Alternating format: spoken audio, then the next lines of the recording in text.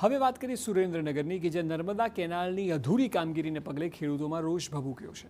ધરતીપુત્રોની પાણીની જરૂરિયાત સંતોષી શકાય તે માટે વર્ષો પહેલા નર્મદા કેનાલનું નિર્માણ કરવામાં આવ્યું। સરકારનો દાવો છે કે નર્મદા કેનાલનો સૌથી વધુ લાભ સુરેન્દ્રનગર જિલ્લાને મળ્યો, પરંતુ સુરેન્દ્રનગર જિલ્લાના વઢવાણ, ખારવા, બલદાણા, ગોમટા જેવા ગામોના ખેડૂતો નર્મદા કેનાલની અધૂરી કામગીરીને કારણે ત્રસ્ત રહ્યા છે।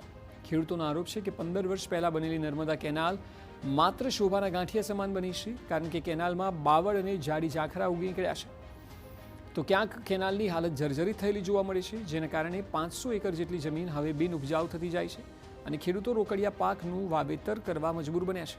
સ્થાનિકોનો આરોપ છે કે 3-4 ધારાસભ્ય બદલાઈ ગયા, પરંતુ આજ દિન સુધી અધૂરી રહેલી કેનાલની કામગીરી પૂરી થઈ જ નથી। કેનાલનો 300 મીટરનો કટકો એક બાકી છે, 200 થી 300 મીટરનો। એક જ પ્રશ્નમાં સતત 15 વર્ષથી રજૂઆતો કરવી છે। આના માટે અમે 4 ધારાસભ્ય આવી ગયા, 2 વાર વર્ષાબેન આવી ગયા, 1 વાર જગદીશભાઈ ધનજીભાઈ આવી ગયા અને જગદીશભાઈ પોતે અહીં ખાતમુહૂર્ત પણ કરી ગયા છે, છતાં આનો ઉકેલ આવતો નથી। અને અધિકારીઓને પૂછ્યું, નર્મદાના જવાબદાર વ્યક્તિઓને, તો એમનું એવું કહેવું છે કે જમીન સંપાદિતનો પ્રશ્ન છે।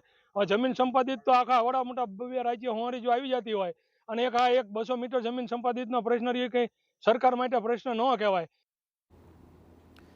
મહત્વનું છે કે સ્થાનિકોએ તંત્રને રજૂઆત કરી ત્યારે 300 મીટર જેટલી કેનાલ બનાવવાનું ભૂલાઈ ગયું છે તેવો જવાબ મળ્યો।